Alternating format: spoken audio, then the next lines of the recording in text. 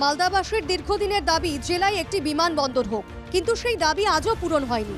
2025-26 অর্থবর্ষের বাজেটে দেশে 120টি নতুন বিমানবন্দর চালুর কথা ঘোষণা করেছেন কেন্দ্রীয় অর্থমন্ত্রী। কেন্দ্রের এই ঘোষণায় আশার আলো দেখছেন মালদার মানুষ। মালদা বিমানবন্দরের রানওয়ে দীর্ঘদিন আগেই তৈরি হয়েছে। নতুন করে তৈরি হয়েছে বিমানবন্দরের প্রবেশদ্বার। দখলমুক্ত করা হয়েছে বিমানবন্দরের জায়গা।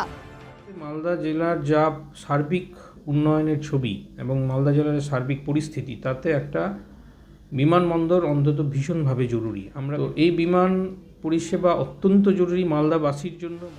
মালদা মার্চেন্ট চেম্বার অফ কমার্সের সভাপতির দাবি, বিমানবন্দর চালু হলে জেলায় শিল্প স্থাপন ও কর্মসংস্থান বাড়বে।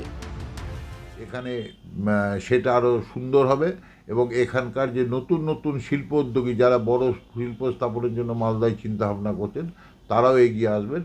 আমাদের জেলার বেকার সমস্যা সমাধানে অনেকটা কিছু শুরু হবে। মালদায় বিমানবন্দর তৈরি নিয়ে রয়েছে রাজনৈতিক চাপানুতোর। রাজ্যের অসহযোগিতার কারণেই বিমানবন্দর তৈরি করা যায়নি, কটাক্ষ বিজেপির।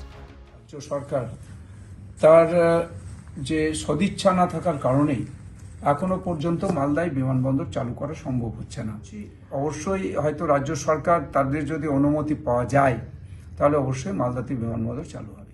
জমিটা অনেকদিন আগে রাজ্য সরকার কেন্দ্র সরকারকে দিয়ে দিচ্ছে। কেন্দ্র সরকারের রাজনৈতিক ইচ্ছা যদি থাকতো অনেক দিন আগে হয়ে যাবে। যে এই বাজেটে যেটা বলেছেন তার মধ্যে মালদাটা ইনক্লুড করলে অনেক ভালো হবে। 120টি নতুন বিমানবন্দরের কথা বলা হলেও তার তালিকা এখনো জানা যায়নি। তবে মালদা বিমানবন্দরের পরিকাঠামো প্রস্তুত। সে কারণেই এবার মালদা বিমানবন্দর চালু করা নিয়ে আশাবাদী এলাকার মানুষ। মালদা থেকে সুমিত ঘোষের রিপোর্ট, NKTV বাংলা।